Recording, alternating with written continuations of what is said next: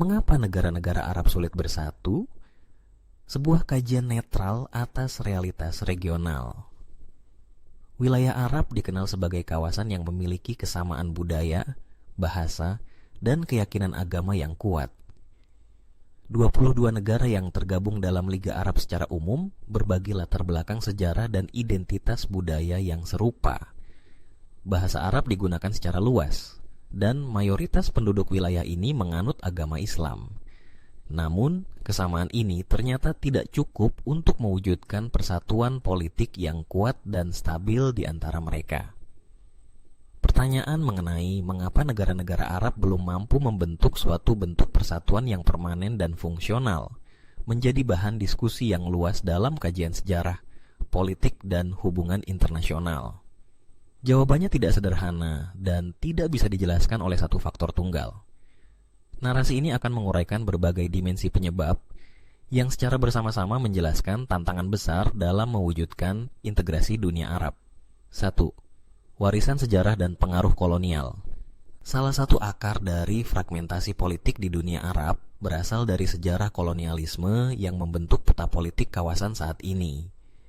Setelah berakhirnya Perang Dunia Pertama dan runtuhnya kekhalifahan Utsmaniyah, banyak wilayah Arab jatuh ke dalam kekuasaan mandat kolonial, khususnya di bawah Inggris dan Prancis. Perjanjian Sykes-Picot tahun 1916 menjadi simbol pembagian wilayah oleh kekuatan asing yang tidak mempertimbangkan realitas sosial dan etnis lokal. Hal ini mengakibatkan terbentuknya negara-negara baru dengan batas-batas yang tidak mencerminkan kenyataan komunitas yang hidup berdampingan sebelumnya. Setiap negara kemudian berjuang untuk membangun identitas nasionalnya masing-masing, yang secara tidak langsung menggeser gagasan persatuan Arab ke posisi yang lebih simbolis ketimbang strategis. 2. Ragam sistem pemerintahan. Negara-negara Arab mengadopsi sistem pemerintahan yang beragam. Beberapa menganut monarki absolut seperti Arab Saudi dan Qatar, sementara lainnya mengadopsi monarki konstitusional seperti Maroko dan Yordania. Di sisi lain, ada pula republik seperti Mesir, Tunisia, dan Suriah dengan sistem pemerintahan yang mencerminkan model presidensial atau semi-demokratis. Perbedaan struktur politik ini menciptakan spektrum nilai dan pendekatan dalam penyelenggaraan negara. Masing-masing pemerintahan memiliki prioritas dan tata kelola yang unik yang secara praktis menyulitkan upaya harmonisasi hukum, kebijakan luar negeri, atau struktur kelembagaan yang bisa dijalankan secara kolektif oleh seluruh negara Arab. 3. Kepentingan nasional yang tidak seragam. Meski secara geografis dan budaya terlihat dekat, realitas politik dan ekonomi tiap negara Arab sangat beragam. Negara-negara teluk seperti Kuwait, Uni Emirat Arab, dan Arab Saudi memiliki sumber daya ekonomi yang kuat berkat kekayaan minyak dan gas. Sebaliknya, negara-negara seperti Yaman, Sudan, atau Mauritania menghadapi tantangan besar dalam sektor ekonomi dan pembangunan. Selain itu, negara-negara dengan populasi besar seperti Mesir atau Irak memiliki dinamika domestik dan pengaruh regional yang berbeda dibandingkan negara-negara kecil. Perbedaan ini menciptakan prioritas kebijakan nasional yang sangat bervariasi, sehingga menyulitkan terbentuknya agenda kolektif di tingkat regional. 4. Dinamika geopolitik global. Hubungan antara negara-negara Arab dan kekuatan dunia seperti Amerika Serikat, Rusia, Tiongkok, dan Uni Eropa turut memengaruhi arah kebijakan masing-masing. Tidak ada satu poros yang menjadi acuan bersama bagi semua negara Arab. Beberapa negara memiliki aliansi militer dan ekonomi yang kuat dengan negara-negara Barat, sementara yang lain membangun hubungan strategis dengan blok Timur atau memilih pendekatan non-blok. Konsekuensinya, dunia Arab tidak mampu bertindak sebagai satu blok geopolitik yang utuh. Setiap negara mengambil posisi yang paling menguntungkan secara individual, terkadang mengorbankan kepentingan bersama untuk keuntungan nasional jangka pendek. 5. Keragaman keagamaan dan ideologis. Meskipun mayoritas penduduk Arab menganut agama Islam, terdapat keragaman dalam hal mazhab dan interpretasi ajaran agama. Di sebagian besar negara, mazhab Sunni menjadi dominan, Sementara di beberapa negara lain, mazhab Syiah memiliki pengaruh besar. Perbedaan ini bisa memperkuat identitas komunitas lokal dan kadang memperbesar perbedaan pandangan antara negara.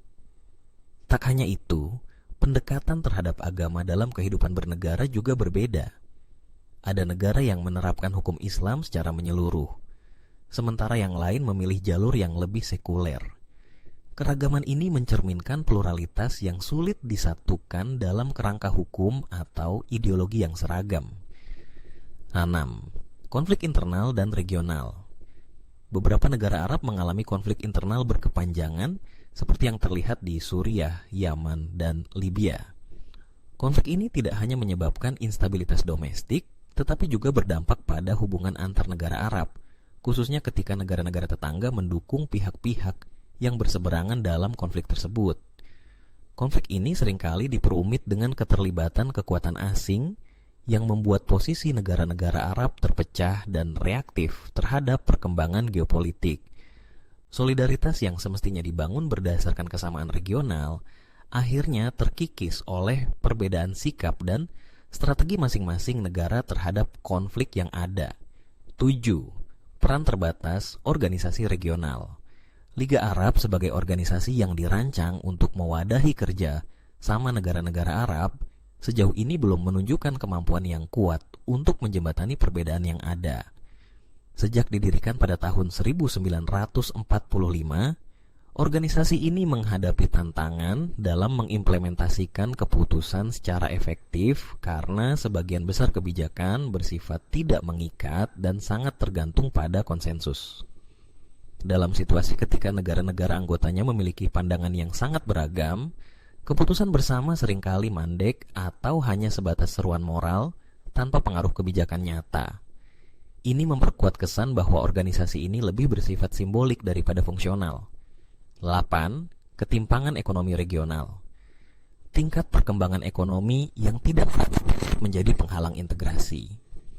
Negara-negara kaya di kawasan Teluk memiliki keunggulan fiskal dan infrastruktur yang jauh melampaui negara-negara dengan sumber daya terbatas. Ini menyebabkan keraguan dari negara-negara kaya untuk berbagi beban pembangunan dengan tetangga yang lebih miskin, terutama ketika tidak ada mekanisme insentif atau imbal balik yang jelas.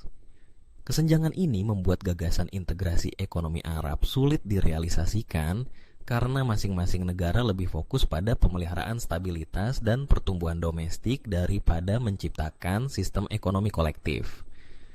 9. Kuatnya identitas lokal.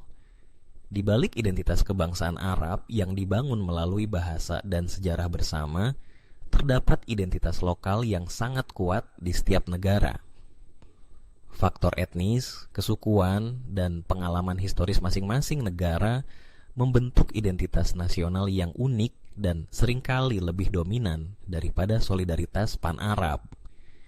Sentimen nasionalisme yang tinggi menjadi tantangan tersendiri bagi wacana persatuan Arab. Ketika warga lebih merasa terikat pada negara dan kepemimpinan lokalnya, maka gagasan persatuan lintas negara menjadi sulit terwujud dalam bentuk konkret.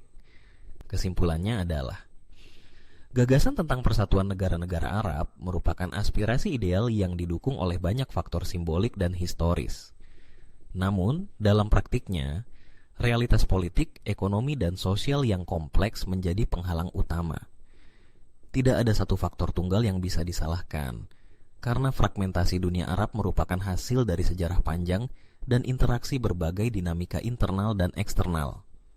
Meskipun inisiatif kerjasama masih terus digagas, tantangan besar tetap ada dalam bentuk perbedaan sistem pemerintahan, kepentingan nasional, konflik internal, dan ketimpangan ekonomi.